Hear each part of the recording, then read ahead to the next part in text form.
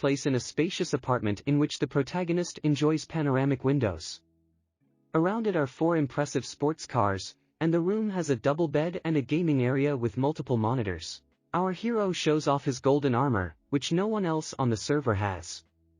He laughs as hard as he can until he falls off his chair, biting his tongue and shattering his smartphone.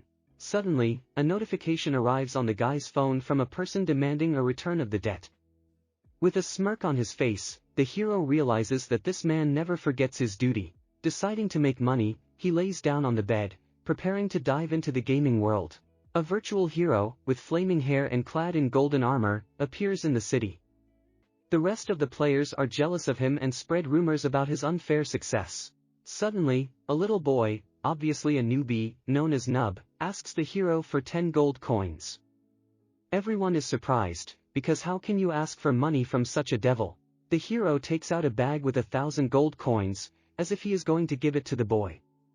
However, the unexpected happens. He kills the boy with one powerful blow with this bag. Nonscript Knight reacts to this action and defends Noob, but the protagonist simply bribes him. This causes great discontent and envy among other players who dream of revenge on him.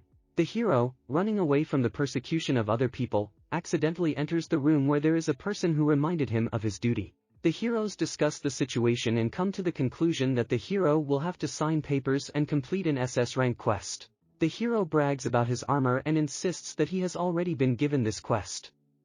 Without reading the contract, he signs it, receiving an answer about his bravery. For this quest, they promise 40 million gold, which in terms of real money is 20 million. This amount is enough to pay off the debt. The essence of the quest is to defeat the Imugi, who continues to attack merchants. The Imugi himself looks like a dragon. The hero jumps into the dragon's mouth, and the dragon tries to eat him, but instantly the dragon's body is cut by a huge golden flaming sword. With a face without emotion, the hero with the intestines of this dragon on his body notices that this dragon turned out to be very weak. The hero feels disappointment and rage at the fact that his precious and beautiful armor is stained with the blood of this dragon. Suddenly realizing that he cannot complete the quest, the hero finds himself under attack from other players who unleash powerful magic on him. Although some of them are not sure if they killed him, the hero still survives. In response, he unleashes a huge wall of flames, incinerating some opponents. The rest of the players are disappointed that the main character is still alive and decide to attack him all together. But the hero, full of rage and self-confidence, easily copes with all of them, except for one, the boy Noob. At this time, the dragon he defeated is reborn as a huge zombie dragon. A little boy attacks the hero, stabbing his hand with a knife, and the hero is at a loss to understand how his hand could be pierced with such a small dagger. Suddenly, the boy's disguise is removed and an attractive girl appears from there, who laughs and tells him that he cannot be the best. The girl continues to inflict a series of her attacks, and the hero cannot dodge them. He insults the girl, calling her a bitch, for which he receives several blows in the face. He doesn't understand who she is. The girl orders him to remove all of his items, leaving him completely naked. The hero starts screaming, but the girl kicks him to silence him. The hero threatens the girl, stating that he is the #1 rank and will definitely kill her, and asks who she is. However, he receives a cryptic answer that he will soon find out, because now he has to look for her at the end of the world. The hero does not understand what she means and demands that she return his things. While the girl leaves, leaving the hero alone with the zombie dragon. As she leaves, she warns the hero that if he dies, his statistics will be reset to 0. During this moment, the hero screams in rage that he will kill her, but before he can finish his sentence, his head is bitten off by that same dragon. The action is transferred to the capital of the Eastern Kingdom, where a beautiful landscape opens up with a majestic castle. We see the market where our new heroine appears. She came here to try the local food, which she had dreamed of for a long time. However, as she approaches the queue, a huge man steps in, hands over the money to the vendor, and gets the food he came from a long way for. He tells the girl about it, but the girl falls into a rage and decides to punish this huge man, easily overturning him through herself into a stone wall. She takes the treat from him and devours it greedily, not noticing how quickly she eats it. In the end, in her hands there is only a stick from this food. In the distance, she notices the same guy, our main character, who had his head bitten off, but now he was reborn on the first level. The guy tries to kill a cute little rabbit, but he misses all the time, and the rabbit knocks the hero far away with one blow. The protagonist expresses disappointment, saying that yesterday he was the best and now he is a noob. He asks other people for help, but they remember who he is and begin to mock him by chaining him to a post. They beat him in a crowd and then heal him, repeating this in a circle. They enjoy their actions and encourage each other to keep beating him. Completely exhausted, the hero declares that he will kill everyone once he returns to his level. He is healed for the last time, and the same person who gave him trials and duty approaches him. With a smirk, he tells the hero that he hates idiots most of all who cannot repay a debt. He talks about how in-game currency can affect the real world. Suddenly, the girl decides to stand up for the guy, and the assistant of the man who gave the loan clashes with her in a sword fight. She says that this guy is very dear to her, but the guy himself does not even know who she is. Suddenly, the action is postponed a year ago. We see our main character when he was not yet the highest level. He is on the battlefield, and on the tree we see a bound girl hanging from a branch. The girl, dumbfounded by what is happening, realizes that this guy has killed a lot of people in front of her eyes. He tells her that she ended up here because she was too weak and asks her to become stronger by cutting the rope. Leaving the place, the hero leaves the girl with the determination to become stronger. The plot flashes back, and we see the girl's battle with her former creditor. The creditor cannot understand how such an experienced warrior could have such a powerful ally. Suddenly, a huge man appears, who intends to deal with the main character. He releases a laser blast from his long spear, which almost kills the protagonist, but he manages to dodge along with the girl. The lender takes the side of the protagonist and decides to protect them. However, the general, it turns out, is not going to stop and taunts the heroes. They decide to just run away from him. The lender summons his blue dragon bunny, and the heroes climb into its mouth to fly away. The dragon soars up, powerfully flapping its wings, and rushes into the distance, disappearing from sight. The embittered general, looking at this amazing spectacle, cannot help but be amazed at this powerful creature, about which he has heard so many legends. The general's assistant dares to ask him if the cooldown after punishment is not so long. In response, he receives only a rude ridicule and an order to shut up, because he himself will become the object of another punishment. The dragon, rapidly flying over the escalating battle, raises questions from the affected enemies. Maybe this is an enemy transport. The heroes clenched in the dragon's teeth do not fully enjoy this unusual journey. They complain of pain and wonder what is going on around them. And finally, the dragon reaches its goal, the peak known as Dragon Mountain. At the top you can see a small hut. It is to its porch that the dragon releases our heroes, smiling with satisfaction, and sits down on its hind legs. The lender leads the heroes to the hut. With a mysterious expression on his face, he informs them that he will make an offer they cannot refuse. The protagonist asks the girl if she will go with him, and receives a positive answer, with a promise to protect him, because they agreed on this. However, the hero still does not remember who she is and what the promise was, and is afraid that she will immediately end him if she finds out about his memory. In the hut, the lender and his company meet small, cute and colorful short-legged dogs, and a voice from the back room asks, "Are you back?" He replies, "Yes, boss." The boss asks about the assistant lender, but he does not want to talk about this topic. A mysterious voice addresses the protagonist and asks if he is that high-level warrior. The hero, confused and puzzled, tries to figure out who might be asking such questions, and assumes that it must be a person of unusual status, perhaps from a powerful guild. The protagonist's thoughts are interrupted by a flood of questions about his level, and he is still stunned, not understanding what makes the highest level so special. Then we see the boss, a young guy with white hair, who demands that the hero upgrade him. A dialogue unfolds between the hero and the boss, in which they discuss the reward. It turns out that the boss offers the hero $1 billion. The girl was completely speechless, not believing that this boy could have so much money. The hero wants to play for show-off and declares that $1 billion is not enough, it is not so cheap. But the creditor interrupts him, pointing out that the hero himself still owes him money. The guy suggests that Hard-Hitter, the lender, cut off a couple of his fingers if he doesn't trust him. Hard-Hitter asks the hero if he has any kind of patron. The hero replies that this is just an unfounded rumor. Suddenly, the protagonist needs to exit for a second, and he activates a premature exit. The boss warns the hero to be careful. The protagonist wakes up in the real world and sees some people carrying him by the arms and legs. He starts screaming, not understanding what is happening. The leader of these people notices that the guy has woken up and orders his subordinates to let him go. The hero, dropped to the floor, asks if Chairman Kim sent them. The hero is threatened, pointing out that all his material goods, cars, apartment, food, etc., are financed by the chairman. And if the hero continues to be a loser and loses the competition, then it will be very bad for him, because Kim has invested a lot of money in him. The hero is locked in a solitary prison-like room and told they won't let him out until he reaches his former level. At the far end of the room, the hero notices a box labeled drugs and goes berserk, insulting the chairman in every possible way. Events take us 3 years ago, where the main character, apparently, wants to be thrown off the roof of a 4-story building. The hero is trying to establish contact and simply talk with the kidnappers, hoping to find a way out of this situation. The kidnappers respond by emphasizing the importance of keeping promises and insisting that a person who does not keep his word becomes nothing more than trash.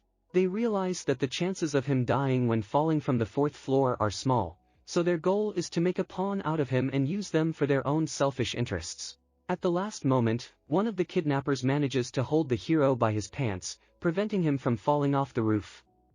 Fear and despair seize the guy, and he begs not to be killed. The kidnapper orders to let him go and hands over a contract according to which our hero will be forced to work for a man named Lee Jen until his debts are fully repaid. They require him to sign and leave a fingerprint. The kidnappers argue that he cannot earn 80 million won by selling gum. They ask him if he is familiar with Adventure in Consciousness, a strange game that has appeared only recently. The kidnappers discuss that the in-game currency in this game will have real value. They offer him access to a workhouse so that he can pay off all his debts, and offer him the contract again, insisting that he accept it. Finally, we return to a small room where the embittered hero insults Chairman Kim. Suddenly, he hears voices outside the door and realizes that he is in a kind of prison, surrounded by cages in which there are other players who also owe what he is. The guy realizes that he can handle this and starts asking other players for their nicknames. He then returns to the game's virtual world. The hero is waiting for the diners, especially one girl. They turn back to him and ask if he will take up this case.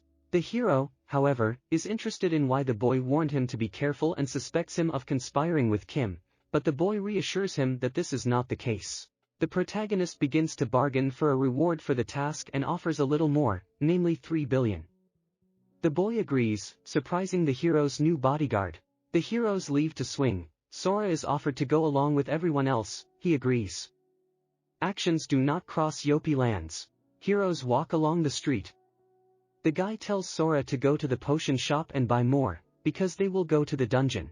The boy does not really believe in the mighty power of the hero, and therefore calls out to him and wants him to prove it.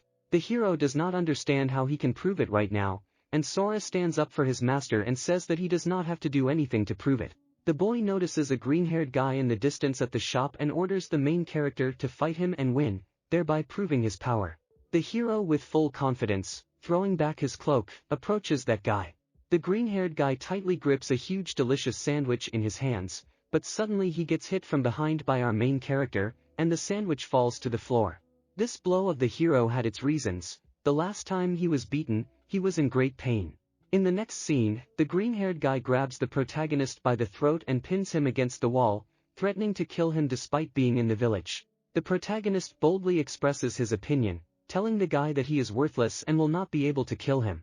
As a result, the green-haired guy becomes even more angry and tightens his hand around his neck. The guild leader pulls his henchman back because of the approaching guards, but this does not bother the guy. He wants to kill the hero right here and now. Sora yells in rage at how dare he touch a high-level warrior Nim, and the boy begins to get a little frustrated with him because Nim promised him to show his full power, and ends up getting hit himself. The protagonist challenges the green-haired guy to an official duel, as he wants to kill him so badly, and the guy agrees. They agree on the duel. The official duel begins and the villagers gather to watch. The duel will be conducted under the supervision and protection of the god.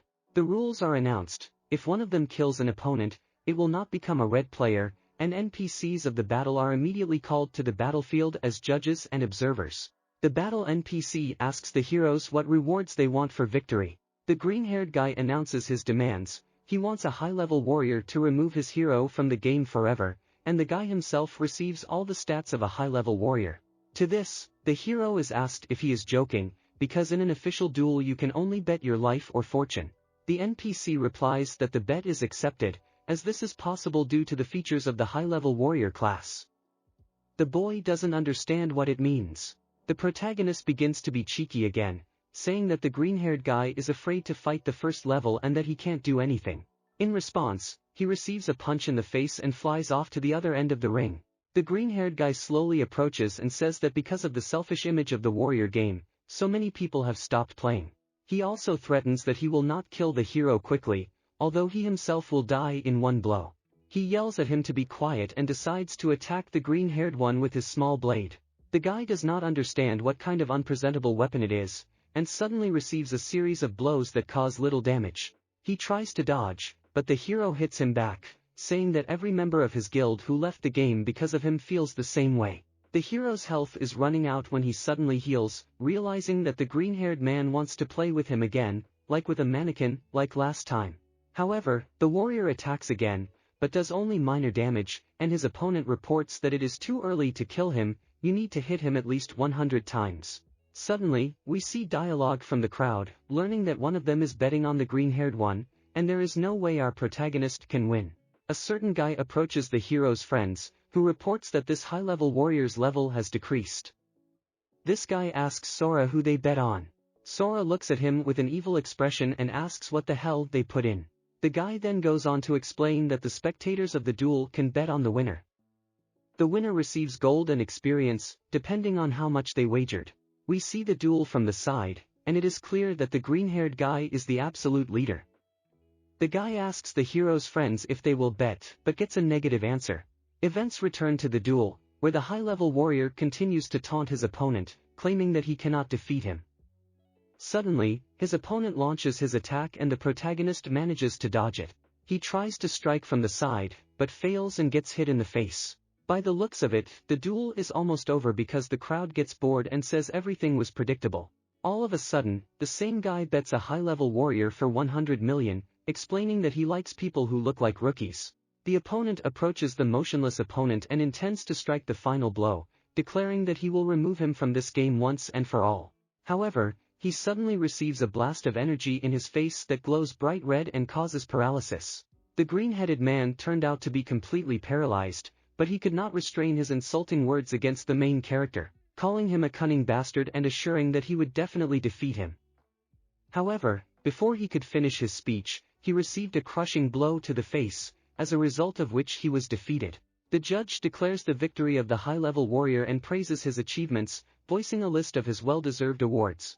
She then invites him to choose one of the 3 chests, but due to the low level of the hero, he can only choose one.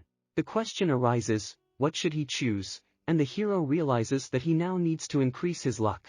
Events take us to the central square, where a magnificent imperial castle rises in the distance. The gaze is drawn to the warrior robots, tied to something viscous, who are being interrogated by the chief general. Suddenly, one of the robots attacks the general from behind. His comrade calls out to him, warning of the attack, but the general has already sensed the presence of danger and easily cuts the attacking robot. He expresses annoyance at having to kill the robot even though he didn't mean to. Then the guy who was on the way with our main character comes up to the general along with his companion, who derisively calls the general Ducky. In response, the general becomes very annoyed and begins to insult the girl. The companion of the guy who came with the girl refers to the general as bro, which displeases his companion. She points out that he is the king of this kingdom and should show at least a little respect. It turns out that this simple guy is actually the king of Yopi land. The king excuses himself by being late because he stumbled upon an exciting fight. However, the general does not like this excuse, because he has been waiting for the king for many hours. The heroes begin to discuss attacks by mysterious robots and come to the conclusion that the Empire has probably sent them and is preparing to attack from behind. However, the king claims that this is impossible. The general asks if this could be an attempt to start another war to provoke them. The king replies that this assumption is possible, but so far only an assumption. The king remembers the guy who fought and turns out to be our main character, and realizes that he is much more dangerous than he thought. The general does not understand who he is talking about, and receives an answer that he is talking about a guy whom the king paid attention to. He orders his subordinate to set surveillance on them. Finally, the action returns to our main characters. They discuss the broken sword and see the side quest they are on.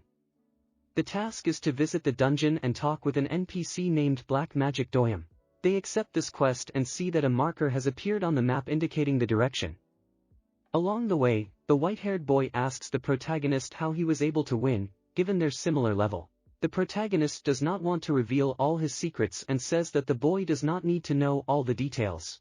In response, the boy says that he will not pay him, and then the hero explains that he used his advantages that the enemy did not know about, namely that his sword is guaranteed to deal a critical hit at 100 hits. During the conversation, it becomes clear that the boy's name is Dark. The girl, impressed that he was able to offer a huge amount for a high-level war, wonders if he is super rich. She asks him if he knows about Giga. Dark replies that his grandfather is the chairman of this company and runs it. The protagonist is shocked by this news, realizing that he seems to have been provided with wealth since birth. But Dark explains that Grandpa had to write a will. The hero objects, pointing out that he recently saw his grandfather on TV, and he looked healthy and strong. He doesn't understand what happened. Then we are shown Darkov's grandfather, lying in a hospital bed. He talks about how he's going to make his will in this game they're in right now. However, after these words, he loses consciousness, and the doctor reports that he, at best, has only 3 months left. Dark claims that in the online game, he sees his grandfather online in his contact list, but they never actually met inside the game world. This could mean that his grandfather's consciousness still exists somewhere in this virtual space. Their conversation about his girlfriend is interrupted when they finally reach the very dungeon they've been looking for. The heroes finally reach Doem's black magic, meeting with a mysterious NPC. He asks which of them will take over the task, and Dark decides to take on that responsibility. The heroes go inside, but they hear the NPC confidently claiming that they can't get through this dungeon. Hard Heather states that he can handle this dungeon challenge in 3 seconds, but Dark does not believe him, while the girl wants to trust Hard. Remembering only the box that Hard chose, they ask what stats were in it. The doors are closing and we cannot understand what the hero answered. Then we see some kind of robot, similar to one of the associates of those who attacked the king. He conducts dialogue and spies, reporting the arrival of the heroes. The robot understands that it will be difficult for our main character to do anything inside the dungeon, and proceeds to his task. In the next scene, we see Dark watching the main character and his companion kill hordes of mobs. Only one remains alive, who begs to be left alive. The protagonist still decides to leave him alive. The robot then reappears, apparently communicating with its boss. We will find out that this is the most dangerous killer who is afraid of zombies, which are mobs in this dungeon. The scene switches back to the main characters, who are walking up the stairs and complaining about the difficulty of the side quest. The hero tells Dark that this is only the easiest part, to which Dark quipped that it's not as easy as newcomers usually deal with 100 zombies. The protagonist explains that most of the players in this game enjoy their daily lives, while only a small part of the players choose combat classes. He asks Sora what her side quest was and learns that she had to kill 1,000 werewolves, which took her 2 months. The guy jokes that perhaps no one in this game can boast of more difficult side quests.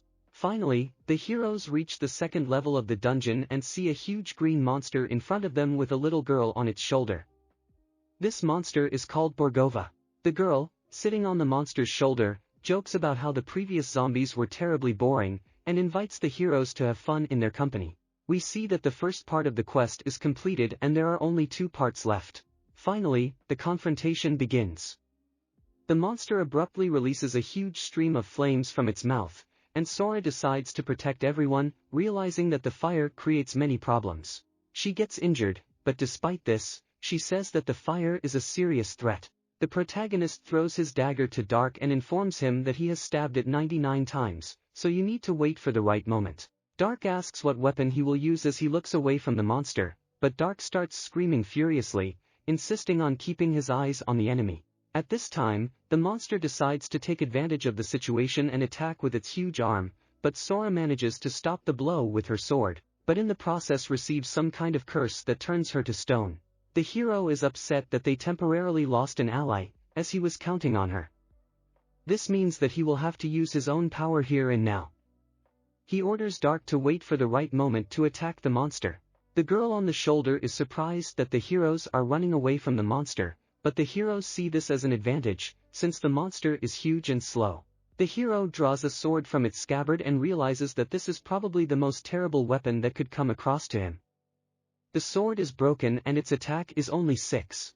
Dark is angry at the main character for ordering him to do something, because he hired him for a reason. The hero replies that if he continues to interfere, he may be attacked. The girl on the monster's shoulder gets tired of the heroes just running around the monster, so she casts magic on the monster, and he goes into berserk mode. Dark, with anger and displeasure, tells the hero that all this time they were only running away, because the hero said that they would pass this dungeon in just 3 seconds. To which he receives the same dissatisfied answer, "Shut up," because the whole plan of the protagonist collapsed.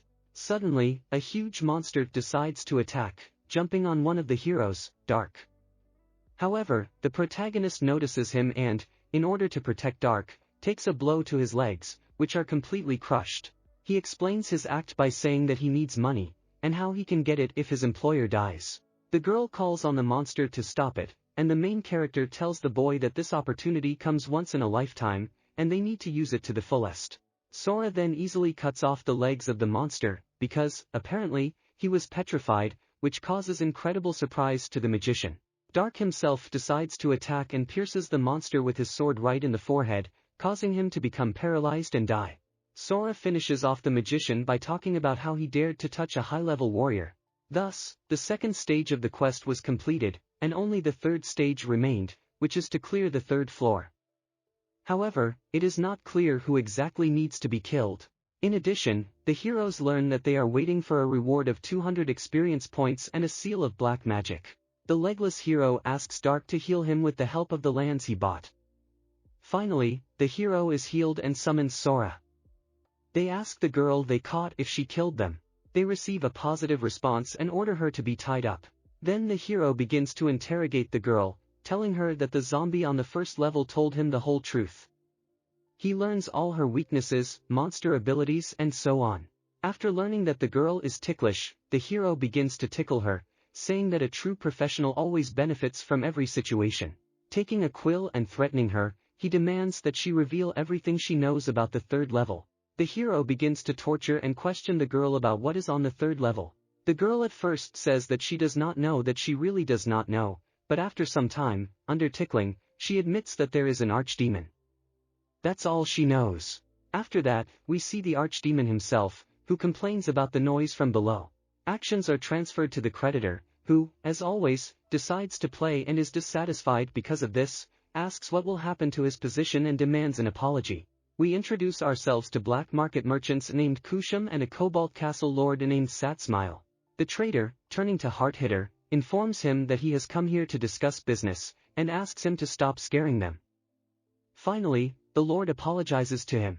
The merchant wishes to stop talking and proceeds to trade, asking the lord if he has brought the money. He receives a positive response, but first he demands to see the goods. The merchant opens the chest and we see a small sword that emits a black cursed aura. The merchant warns not to touch this sword, as a strong curse has been placed on it. The lord praises the sword as it was forged by a great blacksmith and is his 38th sword. Despite the merchant's warning, he decides to take this sword, realizing that this is a real curse. The merchant is surprised and asks if the lord is afraid of the curse, but getting no answer, asks again if he is afraid of the archdemon's curse. The scene returns to our main characters. We see Sora measuring Medusa's combat gloves and praising them, saying they are amazing. When getting loot from the chest, the heroes are a little disappointed, because they did not expect to find only gloves there. But Dark notices Borgova's underpants, which have an impressive def of 130, and invites Sora to try them on. Sora shows her panties, which have 230 defense, and explains that they are made from black dragon scales. Dark cannot understand why such small panties have much more protection, and the protagonist explains to him that this is the principle of indestructibility in MMORPGs.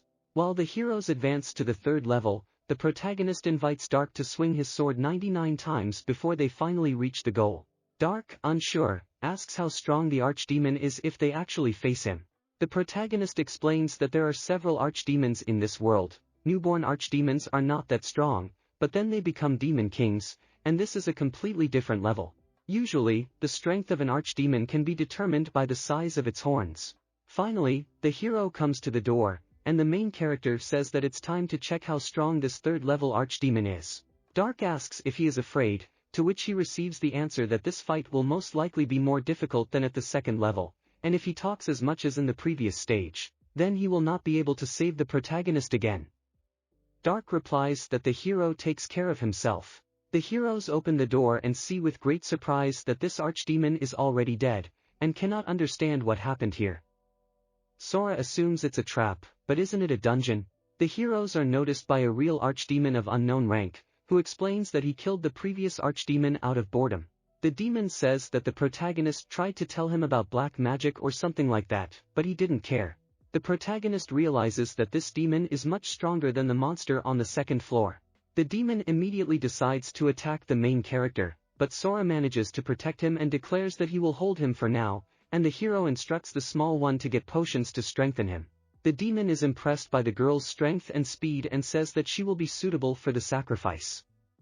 He assures that once he is done with them, he will complete his quest once and for all. The protagonist warns Sora to be careful as this demon is not easy. In his mind, he realizes that they are facing a boss that is also related to the quest, and he doesn't know what to do. The demon says that they can do anything and shows his malice by releasing a laser from his finger and breaking a bottle of holy water, stating that he doesn't like it. We see on the concentrated and angry faces of the heroes, and one of them says, "Let's go." Sora decides to attack first, but the demon turns out to be incredibly strong, stopping the sword with one hand and mockingly remarking that she's an idiot, aiming at his neck in this way. However, Sora is not the type to give up easily. She begins punching him in a display of her prowess, and finishes off with a powerful kick that pushes the demon back. The demon disapproves of Sora dropping her sword to use her arms and punishes her by depriving her of her glasses. He says that those who get 0 points are doomed to fail.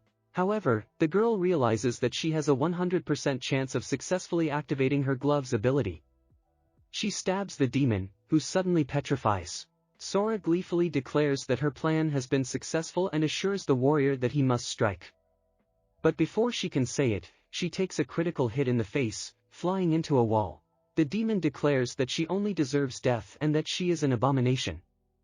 Sora has hit a wall and her health is at a low point. The heroes realize that the curse doesn't work on the demon, and they don't know how to defeat it. The action is transferred to the past when the archdemon was on his knees in front of the girl who defeated him.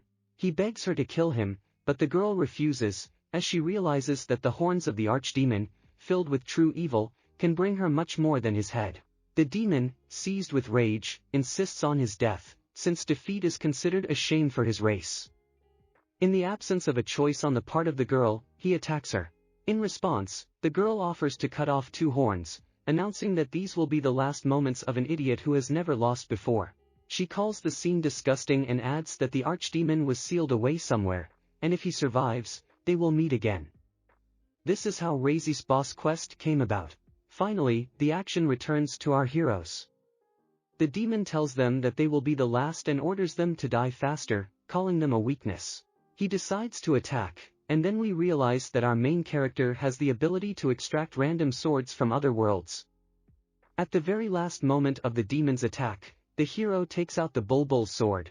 This sword is made of soft-touch material and features the ability to block melee attacks once. The heroes realize that they are in a predicament. The demon turns out to be in love with cute things, so his rage only intensifies. He expresses dissatisfaction that the sword he loved so much was attacked. The protagonist realizes that he needs to get the sacred sword and hopes to hold out until the sword's ability is restored again. The demon starts casting a powerful spell, calling our heroes trash. At this time, Dark takes out the Goblin King's pendant, which grants him power depending on the money spent on it. Dark activates the artifact and is enveloped in a bright yellow aura resembling gold coins, and easily repels the demon's attack. The demon realizes that his attack has been repelled, and his interest flares even more. Dark remembers Harthitter's words that this artifact should only be used as a last resort. Finally, Dark decides to attack the demon and their fight is airborne. The protagonist internally comments on this and realizes that Dark was born with a diamond spoon in his mouth, as this artifact grants him such power. He also realizes that Dark will give him enough time.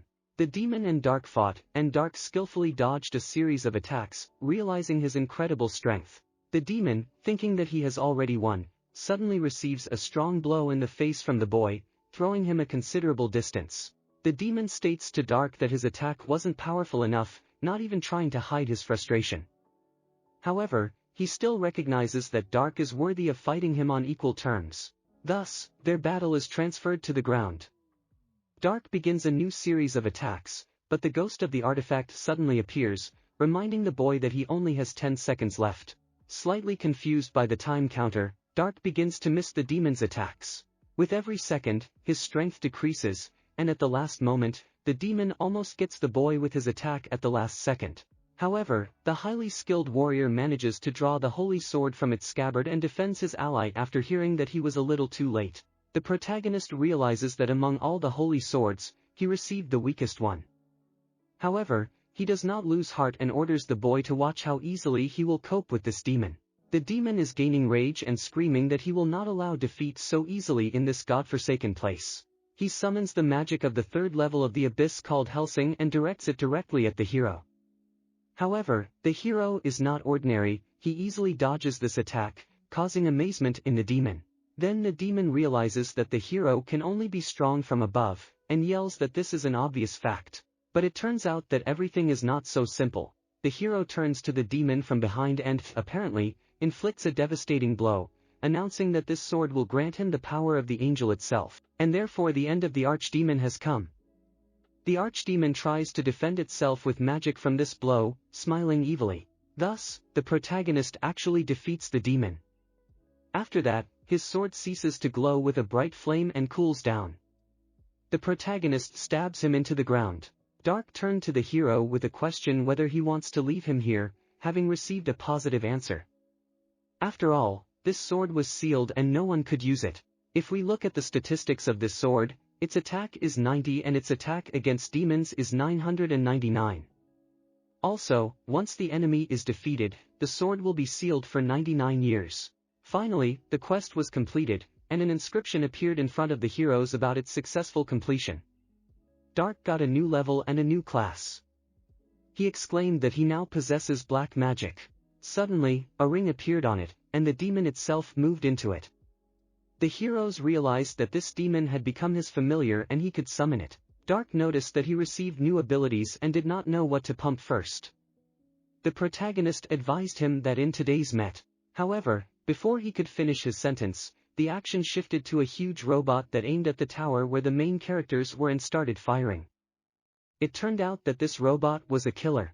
He realized that if he could not destroy them in the dungeon itself because of the zombies, then he could simply destroy the dungeon itself, which was what he was doing now. From the ruins, he got the same magician and considered him his goal. But then Lime's assistant appeared and declared that these people were guests from the land of Yopi and King Yopi, and he should retreat. But the robot did not agree and began its attack. As soon as he fired his cannons, they immediately exploded, as the girl managed to seal all the exits of the cannons. And for the last time, she told him to get out of here. The main characters were in a protective dome and did not understand who she was. The hero joked that her master must be a pervert to train a slime for such a job, then exclaimed that it couldn't back down in a fight against some slime. He said that in addition to these guns, he has many other ways to kill such a mob. While attacking the girl, he did not realize that she had turned into a liquid form and completely enveloped him, defeating him. She said that cyborgs like him had no chance against her, because they had too many vulnerabilities for her to penetrate. After that, nothing remained of the robot. Finally, after the battle, the slime girl appeared before the heroes in her normal form and announced that the king was waiting for them. The action takes place in a magnificent castle located in Totoras, the stunning sea capital of the Giga Empire. Apparently, there is an important hearing in which CEO Kim Chong-suk reports to the president on the disappointing results of a certain case. The vice president admits that he did not expect this outcome and asks the president's forgiveness. However, at that moment, he is interrupted by his personal secretary, who walks up to him and kicks him hard in the face, stating that he should be fired. But her words are ignored. Another vice president says that if the land of Yopi decides to intervene, things will pick up pace. As a result, someone is ordered to form a legation and they are promptly sent to Yopi land. The delegation arrives at the walls of the city and realizes that the place has remained a hopeless slum. The CEO of the Giga Empire named Pak Bujang can't understand the people of Yopi, because they treat NPCs the same way they treat regular players. The vice president of the Giga Empire, Light, reminds him to watch his words, as they are in enemy territory and not here to fight. After that, a little NPC girl approaches the director and offers to sell her a flower from the land of Yopi for only 1 copper. In response, she receives a pillar of flame in her face and the harsh words "get out." However, before he can apologize, the High General of the Yopi land named Tech saves the girl and starts insulting the ambassadors. He says that they are completely crazy, and emphasizes that he came to greet the guests, but they treat one of the townspeople like that. He considers this unacceptable and, with reproaches against the director, decides to attack him. However, the magicians from the delegation do not allow to approach the director, shackling the man in black magic chains. The general does not like this behavior at all, and he begins to insult the magicians. Light addresses the general, advising him not to attack the delegation of another state, and asks if he is ready to take responsibility for his actions. The general sarcastically replies that it was the magicians who attacked first, not him. However, he receives a completely logical answer that the director attacked only a worthless NPC and received insults in response. Finally, the king appears, orders Tech to end the conflict and greets the guests. Tech, furious, declares that the general almost killed the girl, to which he receives an answer that he still did not kill and he should forget what happened. However, the general is indignant and asks what would have happened if he had not protected the girl. The king, with an insane expression on his face, replies that he would not allow this. He then concludes the greeting and invites the guests inside. The action shifts to Heart Hitter's hut, where our heroes have returned. The lender's assistant decides to make a congratulatory cake. The heroes thank him and sit down at the table to enjoy the cake. The heroes discuss their future plans after completing the side quest. The high-level warrior notes that they should level up, and, given that Dark has a new class and he pumped a little, it's time to go to the village and get some new equipment. The protagonist also notes that the familiar Darka has the skill of equipping items, so he should join them. Dark summons him, addressing him with the words, "Come out, muscular old man." A completely naked demon, painted in bluish tones, appears on the table in front of the heroes. He asks if he was called by his contractor. The demon calls himself Reed Razy, but Dark is allowed to refer to him as just Razy.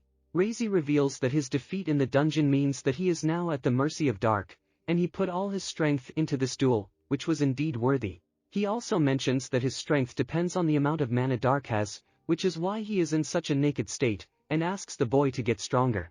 Somewhat dissatisfied with the interruption of the meal, Sora throws a blanket over the demon and tells him to get dressed first. To which she receives a positive response. The action shifts to the main conference room of Yopi land. It looks like the discussion was already in progress and for some reason 3 people from the Yopi land side are missing. Continuing the matter, the director says that the line girl completely destroyed one of their soldiers, who was just a scout.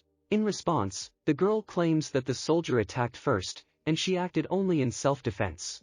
The headmaster gets cocky, pointing out that they are not here to listen to some NPC's opinion, and turns to the king, asking what they are really here for.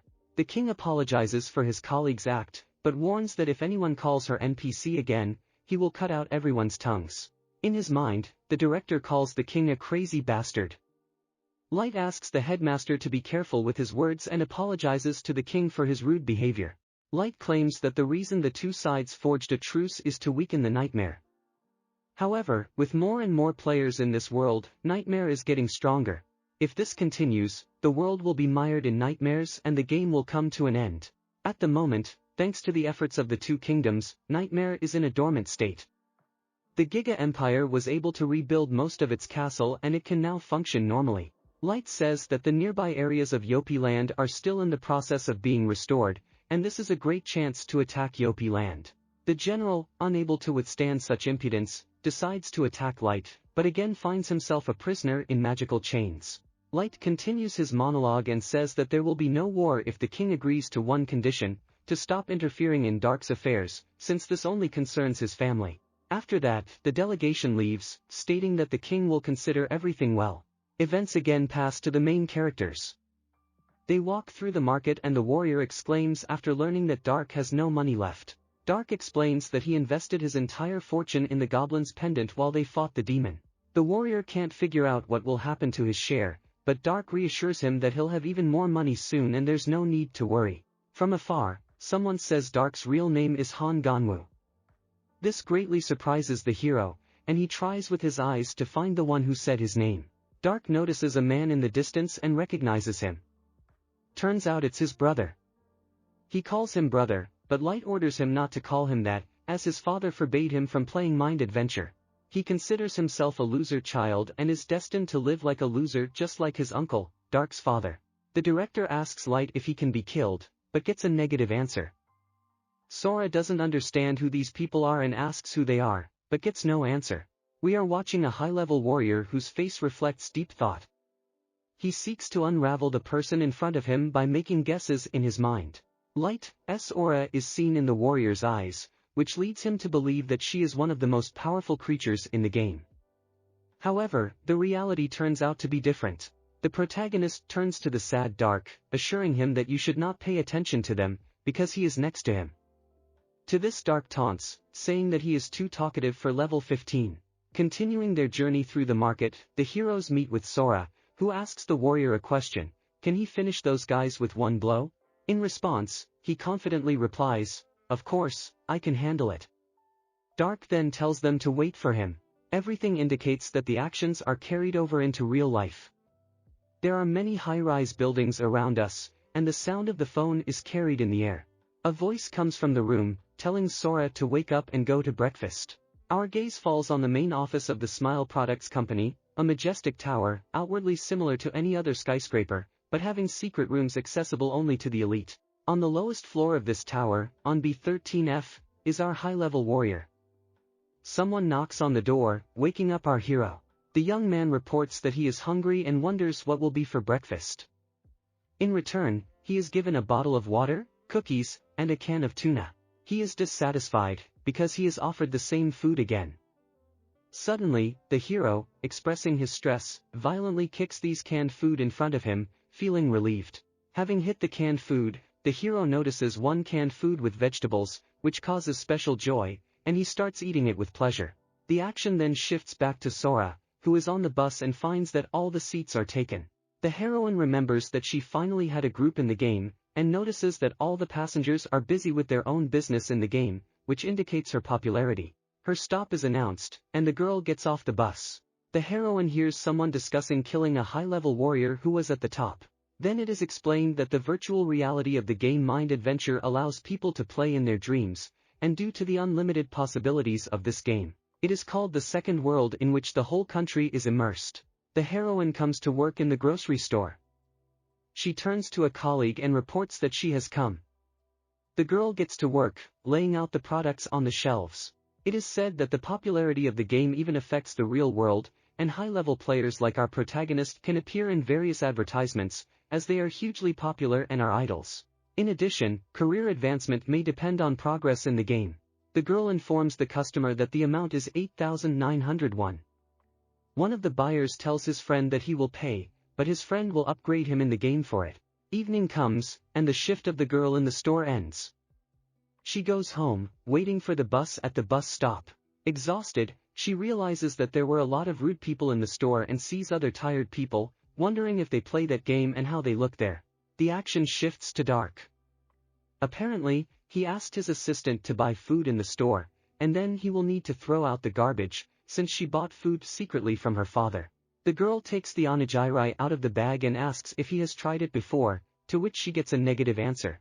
She explains how to open them, but the guy is haunted by thoughts of his grandfather and is very worried about him.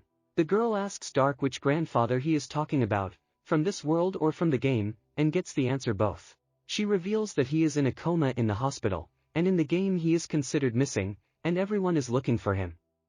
The assistant asks the guy how he feels, and he asks if he means his vision. The guy replies that he still sees them and it's incurable.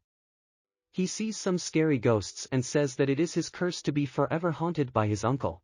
After that, Dark receives a message from Heart Hitter asking him to enter the game. Dark finds himself in the game world next to his friends. Apparently, they were waiting for him, and then they are glad to see him. Hard Hitter and an assistant call out to Dark and invite everyone to enter the hut. The creator shows the heroes the items they asked for before exiting the game.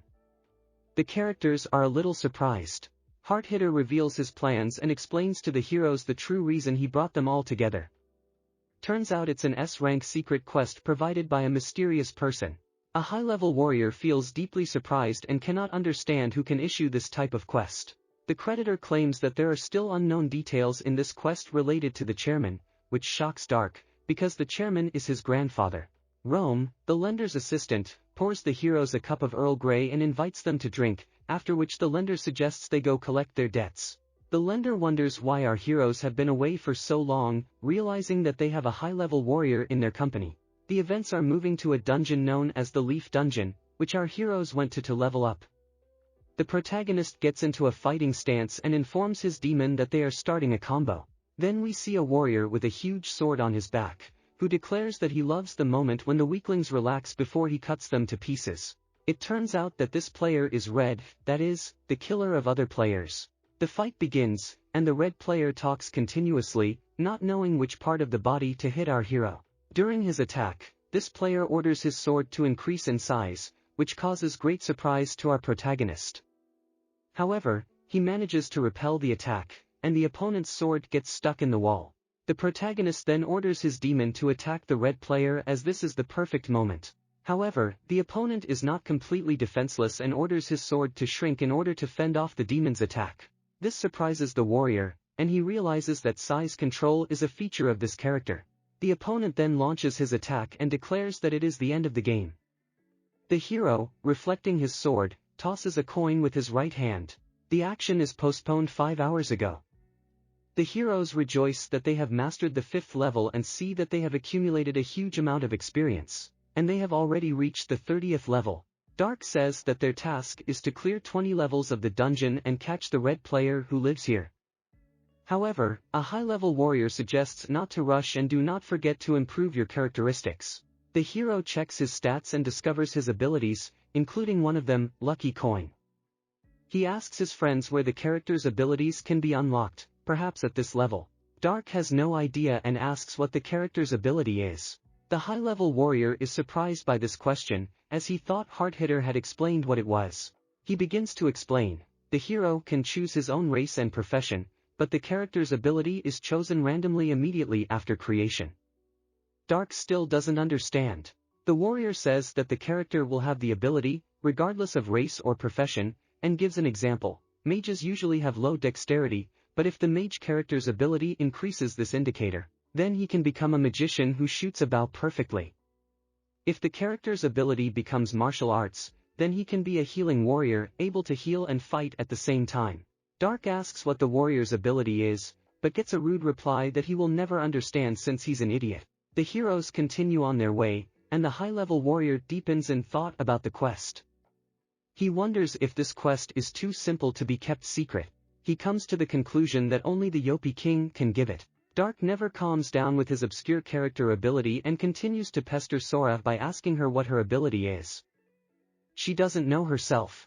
The protagonist gets angry and calls his friends noobas and says that there is one item that allows you to know the character's ability, but it rarely drops out, so it's easier to buy.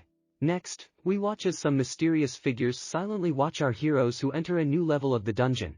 They listen in on their conversation and realize that they need to steal a certain item in order to no longer be afraid of anything. The heroes enter a new level of the dungeon, the boss appears in front of them, the 40th level Dear Man Dark exclaims, wondering why it immediately became so difficult. He asks him to step back for a second and use the lucky coin skill. They toss a coin, and if it comes up heads, then the hero gets a buff, and if it comes up tails, then nothing happens. As a result, the hero gets a buff, and he says that he is damn lucky. Filled with confidence, he draws his sword from its scabbard and heads towards the boss. The boss orders him to turn around, but the hero cuts the deer in half with one powerful blow, and then, with a full self-confident expression, asks his friends if they saw it. However, he steps on some kind of trap and finds himself wrapped in nets. Dark starts laughing and Sora yells that he will save him now. But they both fall into this trap. Now the heroes hang in the nets and see those who caught them. The warrior screams menacingly, asking if they know who he is. The kidnappers answer that, of course, they know him. They introduce themselves and demand that the heroes give them their belongings, especially that dagger. The heroes are not happy that they are trapped and are trying to free themselves from the nets. Dark begins to yell at the warrior, who in turn threatens to kill him and realizes that this is a magic trap using a magic stone, but it does not completely restrict their movements. Dark suggests that these people may be the red players that spawn in this dungeon. He asks them if they are a group of red players, but the girl in the group does not understand what he is talking about and asks her leader what it is about. Vorkanes comes forward and starts bluffing that word of his group has already reached the nearest village and pretends to be surprised by this. He tells the heroes that they are indeed the same group of red players, and if they do not resist and listen to their orders, then they will survive. The protagonist replies that they are just a low-level group that means nothing, and asks to get behind and let them move on. But the thief demands that he hand over the dagger and explains that during the official duel he saw the hero and says that this is an unusual item. He claims that if he had such a unique item, he would win every official tournament and every possible battle. In this case, he intends to look into the inventory of the hero. The thief activates the search skill and starts rummaging through the hero's inventory. He sees the sword, but was unable to take it. Instead he takes the antler. The high-level warrior says that the thief's skill is too noob and starts taunting him. The thief replies that he has the most dexterous hands in the world and there is a small dialogue between them. The hero, having heard that the thief is from the land of Yopi, begins to say something that looks like a code. These words turn out to be the code to release the trap from the secret store. The hero frees himself and strikes at the thief. Freeing his friends, a high-level warrior asks the thief if he wants to know how he knows this code. The warrior explains that he was the best player in the whole game a couple of weeks ago and clearly knows this secret code. He also mentions that his mages need to level up to master in order to rob the hero. The protagonist offers the thief an official 3v3 duel, and if the thief wins, he will receive a dagger. Dark becomes indignant and starts yelling at the high-level warrior that if they lose, they will lose their items again. The hero whispers to Dark that these guys are almost as strong as them, but they're just a bunch of noobs who only know how to steal and set traps. Since they have a high-level Sora warrior, they have a great advantage, and these words make Sora embarrassed. A bunch of thieves agree to a duel. The warrior says that he needs to summon an NPC to fight and invites the thief to shake hands. The protagonist secretly rejoices that he has taken them to an official duel and hopes to get all the stats of a thief. He holds out his hand, wishing him a successful duel. However, before they shake hands, the thief calls his henchman, Alpaca Menu, who sneaks up behind the warrior and grabs him so that it is simply impossible to get out of his grip. The thief uses the robbery ability again and this time manages to take the dagger. Sora instantly attacks the thief, but he has a protective barrier placed on him. The protective barrier is shown to have been put by a little girl with a hat on her head named Jayumdan. This hat looks weird and says to kill everyone, insulting everyone, including the girl, who turns out to be modest and doesn't like this behavior. The girl asks the hat to be a little kinder. A fight ensues, and Dark activates his rod abilities, aiming them at the warrior invader. The thug's clothes on his back instantly melt, leaving holes from which a strange concoction flows. The thug, realizing the danger, turns to Dark, trying to strike him, but does not have time. Sora with a powerful kick kicks the thug far into the wall. A girl magician appears on the screen and communicates with her hat, ordering her to destroy all enemies and burn them, as her ally was injured. However, the girl hesitates and asks the hat to be a little kinder, since all the evil words hurt her. At that moment, Mac begins to cast a spell, and a huge fireball erupts from his staff. Apparently, this ball has the ability to weaken the bones, causing difficulty in movement for the protagonist. Sora realizes the situation and decides to help the warrior. The hat on the head of the sorceress still calls for burning and the girl directs a huge fireball directly at the warrior and Sora, but their once savior rises in front of them and opens his arms. Time goes back a few months, and we see a grandiose tournament arena, reminiscent of the Colosseum. They show a gang of thieves and explain that the second round of the quarterfinals is now underway, representing the team of Canes. The host notes that their team is very balanced and is one of the favorites to win. The thief, in turn, says that they developed their skills to a high level and were ready for anything. Now let's introduce you to their opponents. The red team, known for their brutality, are our team's opponents. Spectators can place their bets and the round begins. One of the opponents gets close to Kane's, but seems to miss on purpose, stating that the game is just beginning, because he heard that our team is showing excellent results in the tournament. However, it turned out that the opponents are just newcomers, and it is concluded that the rumors cannot be trusted. At that time, Kane's hopes for a critical hit. Kane scoffs and states that the opponents only won because of the donut. To this he is told that in role-playing games you should use the best equipment, but you are probably too poor to buy it. The audience starts chanting as the host says that the enemy is mocking Kane's right before he dies. The public wants the donor to destroy it and screams about it. In response to this, the donator releases a fiery jet from his hands and kills Kane's, who believes in his mind that if they had advanced a little further, they would have won. The MC yells that Kane's team lost in front of the great item power and the winner of the quarterfinals was the Mad Donator's team. Then there are echoes that if we had rare items, we would win. Events return to the current duel of heroes. Everyone freezes as they see Sora about to sacrifice herself, but the warrior notices that she has bones, which means that she used the second circle of black magic called Wall of Bones. Sora addresses Dark, who tells the warrior that it was dangerous and calls him an idiot, and also explains that high-level magic requires a large amount of mana, which she no longer has left. We understand that it was Dark who protected Sora with a Wall of Bones. Sora thanks Dark by waving her arms, but notices that her hand is flaring and she is slightly puzzled. The main character understands that this girl was useful and thanks her.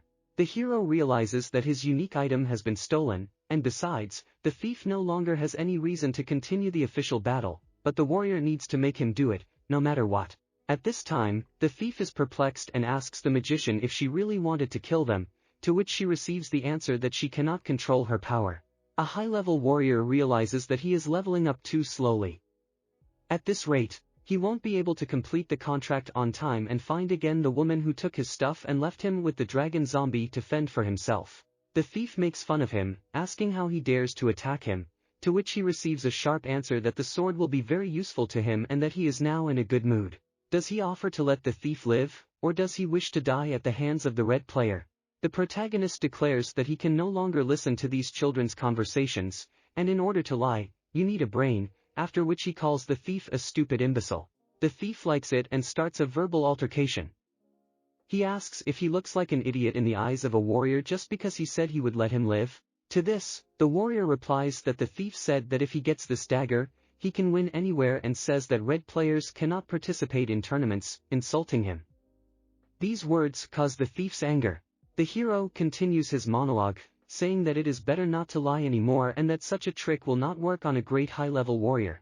He goes on to say that it's more like they just got thrown out in the tournament and that they were just too lazy to level up and decided to just steal items from people hoping for good luck.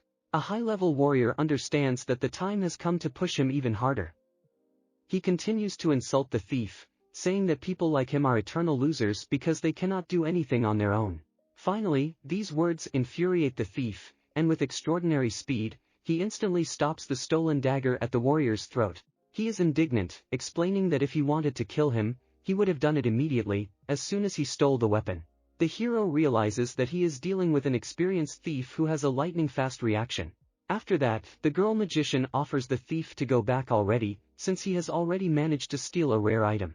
The hat on the girl's head begins to mockingly insult the thief, inciting him even more, but the thief still restrains himself and decides to listen to the magician's advice. The highly experienced warrior realizes that his provocations continue to annoy the thief and says that he has never met a player who moves slower than him. He continues to ridicule, calling the stolen dagger absolute rubbish and claiming that the thief who is so mean is because he is afraid to lose to the warrior, calling him a loser in the end. The thief rushes at the warrior with a dagger, urging him to shut up, but his hand is stopped in time by a fellow thug. The thief then explains that they are leaving. The protagonist begins to bargain, presenting incredible artifacts that are tied to his character, such as a seal of a salamander and tissue paper of an angel. He says that these unique items would be great acquisitions for his mage and brute. However, he cannot sell these items as they are character-bound, but he is willing to stake them during a duel. The thief considers the possibility of volunteering for a duel, as it may give him the opportunity to obtain items for his teammates. He informs the warrior that he is going to use these items against him during the duel, so he will not succumb to such a provocation. The protagonist then removes all of his rare items, stating that he does not rely on items like a thief, and asks him if he is afraid, continuing to call him a coward. In response, the thief calls the warrior a bastard, asks the thug to let him go and shakes hands with his opponent, which is the beginning of the duel. So, events unfold, and we are shown the previous episodes, where the main characters shake hands. After that, an NPC appears to fight. The protagonist is surprised to see that instead of his sister, Daikuin is the battle NPC Shove. The warrior asks Shiva why he replaced his sister, and gets the answer that the sister is busy and doing a lot of tasks, since there is very little time left until the next tournament, and the players began to fight much more often. This also tires the protagonist, but he is left with no choice but to join. He asks the guys what bets they made and what the winner gets. The hero invites them to name themselves and express what they want to get if they defeat their opponent. Kane says that if he wins, he will receive 2 items, a salamander's seal and an angel's tissue paper. A high-level warrior says that if he wins, he will receive all the characteristics of a noob. The NPC of the battle confirms the bets and announces that there are still a couple of conditions to be met, but he is unwilling to fulfill them. We are then shown the duelists and the amount of gold wagered on them. The NPC of the battle announces that he is tired and someone must lose quickly, after which the duel begins. The battle NPC notices that the thief has a paralyzing sword and thinks that the legendary weapon against the normal one gives the thief a significant advantage. Then they show what kind of sword the main character has, a lucky long sword, with an attack power of 24 and +3 to luck. The hero, whispering to himself, realizes that the thief does not know the conditions for activating his hidden ability, and decides to attack, mocking that even such a magnificent item is useless without knowing its use. The thief quickly parries the warrior's attack using his high speed, but the warrior familiar with the thief's abilities deflects the next attack. During the fight, the thief informs the warrior that he actually thinks the thief will try to steal the dagger, which the warrior knows nothing about, and starts talking about its abilities. This ability is called protective penetration, its main quality is enchantment, and activation conditions, hit. The thief explains that he is able to steal not only items, but also information. When you steal things, you unwittingly start stealing information. The thief majestically announces that this item is what he has been looking for all along, and no one can use it better than himself. It represents the unique ability of thieves, light steps. The thief begins to whirl around the protagonist, at the same time striking him with a dagger. The hero realizes that he can block one hit, but on the third hit he flies away. A high-level warrior realizes that the thief made 3 hits in one attack and realizes that the thief's ability is chain strikes. The thief calls this a triple attack and claims that if the first blow hits the target, then the next blows will hit with 100% probability. Inside, the thief knows that this is only the beginning, while the warrior seems scared for some reason. The warrior asks himself why he started this duel at all, if his level and characteristics are much lower. But our hero is not so defenseless. He says that if he has few stats, he can borrow them from others. He turns to Sora and asks her to lend him her power, promising to return it soon. She blushes and gives him her power. The thief claims that it is useless and starts spinning, but the hero declares that he will return her power with the interest that he will receive right now, and begins his attack. Due to the thief's enormous speed, the warrior misses, and the thief notices that his getting into it is not so easy, like hitting a bunch of stones. The thief then attacks the warrior from above, only to realize that his blow is hitting what appears to be a concrete cylinder that the warrior had lifted up for protection. The warrior then throws the top hat at the thief, who manages to dodge. The thief realizes that something is wrong with this warrior and asks what bug he is using. In response, he gets, bug? Losers who lack abilities always complain about bugs. Just give them a reason. Sora realizes that she has already shown him these abilities at the first level, and he accurately copies them, lovingly remarking that she expected such behavior from a high-level warrior. While Dark thinks she's gone crazy, the thief begins to use his secret technique, which he did not want to show. He activates his ability similar to Naruto's. He summons clones of himself that are as real as himself, stating that he can now land 9 hits at once. Some people comment that they've never seen anything like it. The hero realizes that the thief wants to use the clones to deliver the 100th blow faster. The thief with an evil smile says that the hero will not be able to defend himself against this. The thief proceeds to beat the hero, numbering his blows, 72, 73, 74, 77, and so on.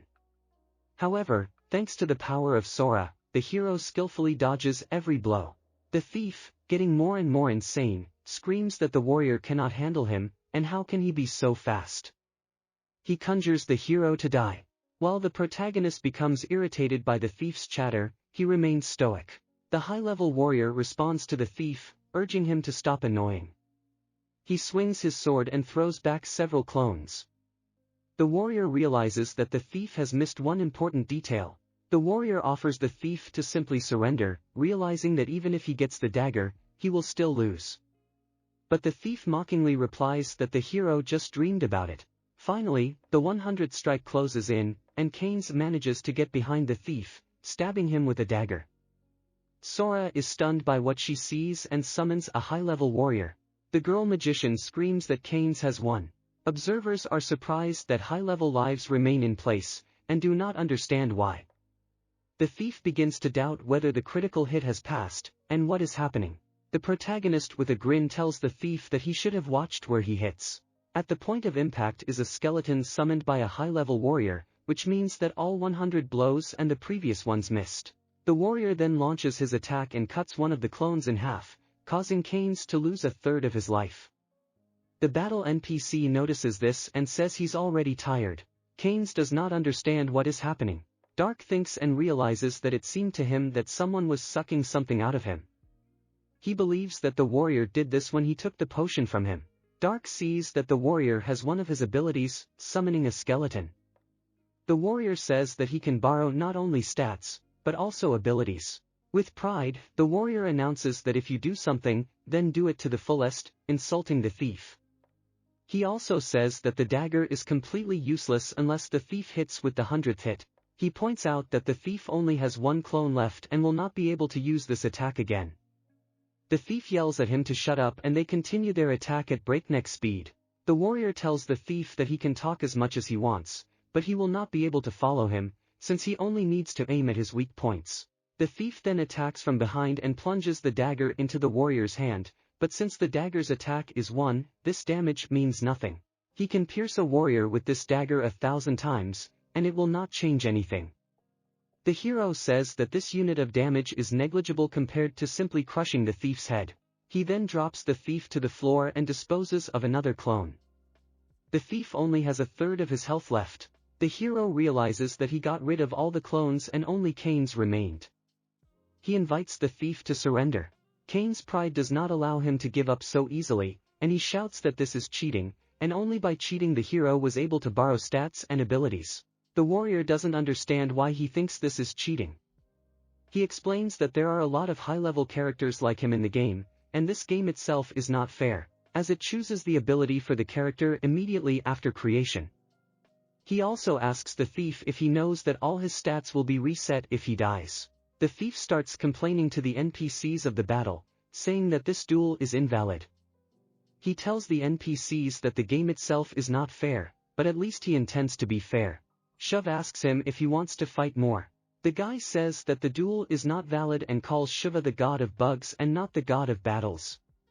Afterwards, Shove decides that Cain no longer intends to fight.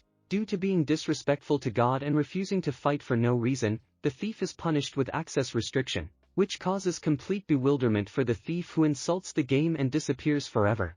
Then the events are transferred to King Yopi and his henchmen, who are flying on dragons. The henchman asks the king why he gave them the secret quest, given that they are low levels and one of them is in debt. The king replies that he entrusted them with the quest in his own name, but only gave them his quest. He adds that the group will soon demonstrate their abilities, and they can only wait and watch. The assistant remarks to the king that he should stop arguing with her. She also expresses her reluctance to fly the rain dragon and offers to have a virtual meeting. The king explains that all virtual meetings go through the Giga Empire and that there has been an increase in the number of people working in this area lately. The assistant insists on taking her words seriously, but the king refuses to say that he is annoyed. The heroes enter the meeting room and immediately turn to the king, saying that he was late. Everyone in the hall introduces themselves: Lord Aji Clayet, Lord Ran Kakan, Lord Adeju Cherakira, Lord Tedo Munchik, Lord of Irugo Padon, Lord Bainark Chamakit, Earth Lord Woof Woof Paphoderanian, Cobalt Lord sad smile. The king apologizes and offers to get down to business. The Lord of Woof Woof the Earth expresses his displeasure at having to walk aimlessly on his instructions, but the king claims that this is a very serious problem. The king tells everyone that he met the chairman of the Giga Empire yesterday and even talked to him. This surprises everyone present. The king admits that he himself was surprised. The chairman came to him and made several demands, and then left. The king tried to follow him, but nothing came of it. The king is asked about the requirements, but he replies that he cannot tell anyone. However, he believes that this is not particularly important, since there are more important things. He says that the chairman will personally take part in the competition in the arena. One of the meeting participants does not understand why he needs this. In response, the king replies that he himself does not really know. Perhaps the chairman thought this was interesting, because he is a strange person. In addition, everyone gathered today to decide what to do in the future. Someone also says that if they catch the chairman, they will have an advantage in negotiations with him. Events return to our main characters. The defeated thief lies on the floor. 5 chests are flying in the air next to him, but since the level of the protagonist is not so high, he can only take 2 of them. The warrior decides to choose 2 unusual chests. One looks like a circle and the other looks like a pirate chest with a very high lid. A round chest reveals strength, while a pirate chest reveals precision. Then the powers of precision are transferred to the protagonist. The protagonist explains that he will return the abilities and stats he borrowed, but will return them with interest. He then transfers these abilities to his friends and thanks them for letting him use their stats. Sora feels stronger and realizes that this is the interest, and Dark decides to remain silent. The hero understands that he received all the stats of a thief, but spent almost everything to repay the debt with interest. Suddenly, the hero notices the thief's helpers and asks if they want to have a duel. After that, they run away. The protagonist invites Sora and Dark to continue the quest, to which they agree. However, the hero in his thoughts regrets a little that he lost the dagger. After that, they continue to explore new levels of the dungeon and defeat any opponents with ease. Finally, they reach level 12. The hero tells his friends that it's time to finish everything as soon as possible and they go inside, where they see the very red player with whom they fought at the beginning. This red player is sitting on a huge monster, which, apparently, he defeated. Dark does not understand who this man is, and calls out his name Leon. He asks who he is and yells at him to stop stealing experience from them and get out of here. In response, the red player with a chuckle impales Dark with something, causing the protagonist to go into shock. Events are moved back a little to the moment when the monster on which the red player was sitting is still alive. The red player defeats this monster with light blows to the back and sits on it for a bite to eat. All this is told by a mysterious man hiding in the mountains of corpses and writing it all down in his diary. She says that she only logged into the game twice, and already found herself in the middle of a mountain of corpses that arose thanks to this person. She believes that this killer has no job in the real world, since he has not left the game for several days. The eyes of the red player are transferred to the mountains of corpses, and the girl realizes that she has been noticed. However, she notices that the man only noticed the bats. The girl turns to her diary and informs him that this story has every chance of becoming her best. She can't just die. The girl notices that the man has not left the game for several days, and his eyes are getting redder. She again turns to the diary and says that she remembered who this killer was. She's seen him at the village's most wanted booth, and he's called the Player Eater. He kills players in dungeons and eats them to get some of their stats. A man among a mountain of corpses chooses one player, commenting that he looks pretty appetizing. The girl notices that among the corpses there is less and less place where she can hide, and understands that for her this could be the end of the game. However, our main characters suddenly enter the dungeon hall. We are seeing a repetition of that episode when Darka is something, and at this time the girl is writing in her diary about the appearance of a new group. It turns out that the red player pierced Dark's hand with his sword that can be changed in length. He states that this will be his first loot in a while, so he's going to play with our heroes first, and then order his sword back. The protagonist summons a demon and says it's time to start the combo. The red player says that he loves the moment when the weaklings relax before he cuts them to pieces. The enemy starts an attack, but the hero manages to parry it. However, the same episodes that were at the beginning are repeated. The hero flips a coin and hopes for heads, but it comes up tails. The hero then decides to attack the red player, but the red player tries to bite the hero in order to chew through his armor. However, he doesn't get anything. The red player asks the hero what kind of strong armor he has. The hero responds by asking if he didn't break all his teeth by biting him. He explains that his armor is made from dragon scales, and it's not easy for the red player to gnaw through it with his teeth.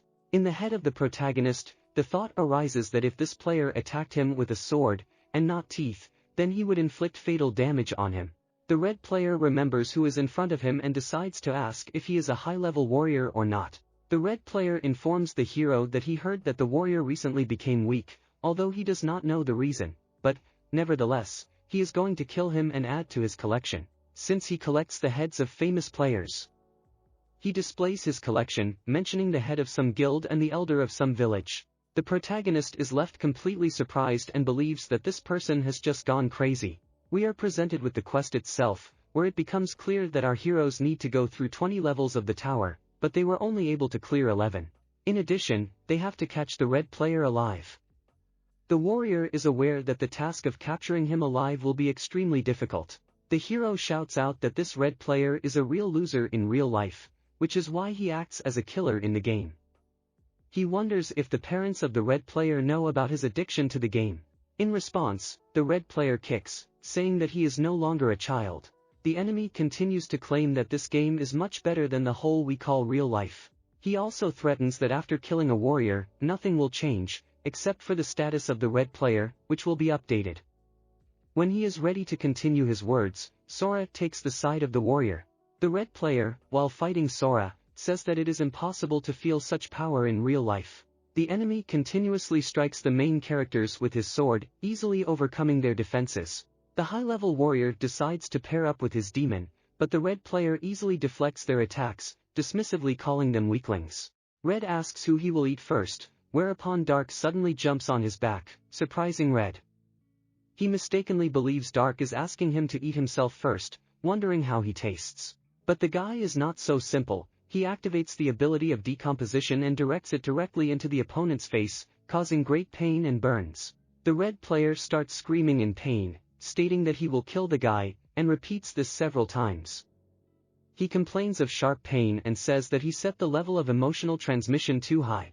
Soon, the red player's face becomes hideous and corrupted. He declares that he will inflict great pain on our heroes and activates an ability called Fury. He begins to inflict many attacks, turning into some kind of monstrous creature on 4 legs. The protagonist is surprised and unsure if this person is a real player or not. He understands that the appearance of the enemy is similar to the nightmare. The enemy attacks again and easily defeats the heroes, dropping them into a pile. The protagonist says they can't handle it at their current levels. He understands that at this rate it will be game over for them. Suddenly, the enemy jumps on Dark in order to kill him. However, before he can touch him, the enemy simply disappears from the game, screaming that he will catch up with our heroes. It turns out that he was simply disconnected from the game. Dark turns to the warrior, asking if he was also a player, but gets no response. The same girl who previously wrote something in her diary comes out from behind a mountain of corpses. She thanks our heroes for helping her survive. Dark asks who she is, but gets the answer that her group was carried out feet first, leaving her to pretend to be dead among the corpses. The girl continues the conversation, noting that there is no time, as the red player left due to a time limit in the game. She introduces herself as Pubiu, the author of the Yopi Land Manhwa. The protagonist realizes that the red player has indeed exceeded the time limit and will have to wait 1 hour in the real world before reconnecting to the game. After 7 hours of playing time, he will be able to return to the game. Pubu points to the lock and tells that the red player did not know how to open this door, so he killed every player who came with the key. Then she explains the peculiarity of this door. During the hunt on the lower levels, deer antlers fall out, and they must be brought to the castle, wait until it closes, after which the castle opens its doors. The girl says that the red player will be back in 7 hours, so they need to leave the dungeon within that time. She states that she knows the guide for the entire dungeon and they need to hurry. 6 hours of game time passes, and the heroes are sitting on the stairs, located at the 19th level. The girl notes that cleaning the levels is tiring, but they manage to pass the 18th level and suggests developing a strategy. A high-level warrior asks her who she is. The girl, a little embarrassed, realizes that she has not told anything about herself and decides where to start her story. She activates her ability called Telling a Story and begins her story. She reveals that she came to the dungeon with the guildmaster to do some field research. From the very first level, she began to learn a lot of new information about the dungeon, but the guild leader apparently already went through its history, so she created a complete guide. However, it was a complete surprise for their group to meet a red player at level 12. Happily hiding among the corpses, she successfully entered and exited the game, pretending to be dead, until our heroes appeared. Now the girl says they need to hurry as they have less than an hour left before the red player comes back into the game and starts chasing them. To leave the dungeon, they need to complete the last level. The hero asks about the conditions for levels 19 and 20. The girl opens her diary and sees that part of the page has disappeared due to spilled blood. The protagonist says that they can only go ahead and find out everything for themselves, and the girl asks in surprise if they will go to these levels without any information. She also points out that due to the high level of difficulty, it can take a long time without a guide. One of the heroes interrupts her, telling her to stop whining, and it turns out that this is Dark. He says that if the red player can catch up with them, then they will just fight him. The girl agrees with him, but before she can say anything about the red player, she is interrupted by a high-level warrior who tells them to go and adds that a warrior like him cannot lose to such a noob. He opens the door and tells them to just see what happens. Opening the doors, the hero shouts, "Forward, the 19th level." The girl is very surprised that he really goes without a plan, but the warrior says that they can come up with a plan along the way. The 19th level of the dungeon is called Leaf Dungeon. The hero sees pollen in front of him and immediately covers his nose with his hands. The warrior understands that these are spores from those fly agarics. A high-level warrior sees the fallen spirit leaf in front of him, who tells our heroes to leave now. But they are not going to leave and decide to attack the guard. The hero sees disputes in front of him and understands that the guard controls them. Sora yells that the spores are taking human form. This turns out to be a unique ability of the Guardian of the Dark Woods, known as the materialization of strong opponents. Dark peers at one of the golems and notices that it bears a strong resemblance to his grandfather. Immediately after that, the golems begin their attack. The bespectacled girl remembers that she, too, is a guardian and explains that these golems are made in the image of those the guardian considers strong. However, it seems that their stats are the same as regular golems. Despite this, these golems still wield considerable power. Dark summons 3 skeletons by activating his ability. A high-level warrior understands that it is not so difficult for him to cope with the blows of golems, because he has already gained several levels, and the level of golems is probably about 40. The hero wonders if he should open the ability window. He doubts whether the ban on abilities has been lifted. He is looking for an ability that is perfect for dealing with such opponents, and finds it, Hellfire. Calling his skeletons, Dark orders them to attack the spirit of the forest, but he orders the golem to protect him, and the golem easily copes with the skeletons. This causes some anger in Dark. The guardian then chuckles viciously and says that this golem swordsman is terribly strong. After that, the battle shifts to Sora, who activates her octagonal slash ability and slices through the golem with ease. The girl understands that no matter how many times she kills them, they just regenerate. A high-level warrior orders everyone to stand back and flips a lucky coin, which increases his magic damage. As a result, the hero uses Hellfire's ability, which surprises the others, because they have been waiting for magic for a long time. After summoning a huge wall of flame and directing it at the golems, Dark completely devours them, and only their hearts remain of them. He orders Sora to deal with these hearts, and she easily handles them, after which the golems no longer respawn. The guard puts his hands up and says he's giving up because he has no more mana left and doesn't want to be cut in half again. The guardian says that if they get to level 20, they won't be able to defeat the master. The girl with the glasses says they don't have much time left because the red player will be back soon. But the warrior says that he decided to fight the assassin, even though he has only a 50-50 chance of winning. However, if they use the guardian's power, then the chances of winning will increase significantly. The hero turns to the guardian and asks if he can restore the golems if he transfers the mana to him.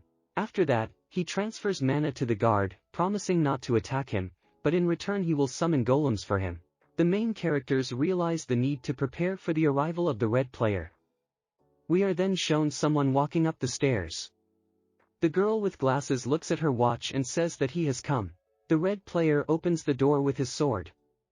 The man angrily states that the higher the level of emotional transmission, the stronger the feelings when hitting or harming. The player believed that he almost died from anger alone as his face melted. He decides that our hero should experience all his pain and asks who he should cut to pieces first. Events are moved back to the beginning of the first kills of the red player. The guy asks some man why he walks in such clothes, to which he receives a cheeky answer that it does not matter to him.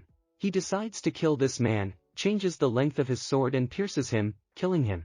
The guy says that he killed more and more players, and it became even more fun, especially when he got the ability to exterminate the strong, tired of killing the weak players. He starts eating the corpses of the players, remarking that they have never looked so delicious. While eating another corpse, the guy notices that this game is not only about quests and development, but also about fun. He understands that, unlike boring office work, real life is much more fun here. Putting on the armor that he removed from the murdered man, the guy says that it is more fun here than in real life, and the pleasure in this world is just as real. He yells that it's too much fun and gains the Berserker class. Events return to the battle in the dungeon. The protagonist realizes that the red player has finally arrived. He wastes no time and uses the rage ability, starting to attack the main characters, inflicting millions of hits on them. The hero realizes that this player is a real berserk and they must act according to the plan. The red player attacks Dark, but Sora manages to parry his blow while protecting the boy. 40 notices that her primitive attacks are constantly failing and takes a series of wounds, leaving her with few lives left. However, she does not lose hope, as she trusts a high-level warrior. The red player attacks the girl again, but Dark manages to put up a wall of bones, protecting her. The girl thanks the boy and tells the warrior that now it's time to change. Remembering the plan, she decides to land a few hits on the enemy, and then switch with the warrior and use potions to restore health. The quarrel realizes that if they continue to change, they have a chance to win. At this time, the red player breaks one of the bones from the wall, and Sora asks Dark to give her potions. Suddenly, her face changes and it turns out that the red player impaled her with a bone, using her as a weapon. Quarrel asks for forgiveness from a high-level warrior as she is distracted and gets stabbed with a sword, flying to the side bleeding. The protagonist, overcome with rage, yells "No! Sora!" Realizing that his plans have collapsed, and he will have to go to Plan B right now. Dark wants to ask what happened, but the high-level warrior interrupts him, saying he's annoying, and they move on to Plan B as agreed. The red player expressed his displeasure, noting that the girl died too quickly, and stated that he planned to have breakfast with her after he dealt with the others. The high-level warrior decides to go to Plan B and orders Leaf's spirit to summon the golems, which immediately attack. The protagonist points out that it will not be so easy for the red player, since attacking one person with the forces of the group is always an effective tactic. The enemy starts attacking the golems, seemingly dealing with them with ease, but suddenly one of the golems activates a trap that limits the player's options. While the trap is in effect, a highly skilled warrior shows the guard the trap and orders him to set it inside the golem. The red player does not understand what is happening, and the hero explains to him that this is a special trap created just for him, and adds that even Sora, who has superhuman strength, would not be able to free himself from it. After that, our heroes rush to stab the player's face in revenge for Sora. When the hit comes, the red player is rendered paralyzed and rendered unconscious. The protagonist announces that they will complete the quest by taking it to the village. However, in order to do so peacefully, they would probably have to cut the tendons in this guy's legs. The red player suddenly starts laughing as he rises from his knees. He states that our high-level warrior has become a completely different person since his stats dropped, but the hero threatens him with jail time, preparing to stab him with a sword. Amazingly, the red player tells the hero not to make him laugh, freeing himself from the traps and standing up to his full height. The red player claims that for someone like him who has overcome control, such weak control means nothing. He then stabs the warrior's arm, causing him great pain. Sora's house. In the middle of the night, she wakes up and realizes that she died in the game. She believes that without her, the whole plan will fail, and that the high-level warrior Nim will die because of her. The girl understands that she can return to the game in exactly an hour. An hour goes by and she prays for our hero to survive and then connects to the game. Inside the game, she wakes up on a bed in the lender's hut, surrounded by his assistant and Dark. With a sad voice, the assistant says that if they are all here, then they were killed and they returned to the village. However, the assistant claims that the quest has been accurately completed, much to Sora's great surprise. She realizes that this is true, because she has raised several levels. Remembering the high-level warrior, she asks what happened to him. Dark sternly tells her not to mention the bastard's name. But Sora does not understand what he is talking about. Suddenly, Hard-Hitter enters the room and sees that Sora has returned and reports that the high-level warrior has already left. The girl does not understand the meaning of this and turns to Dark, but he is silent.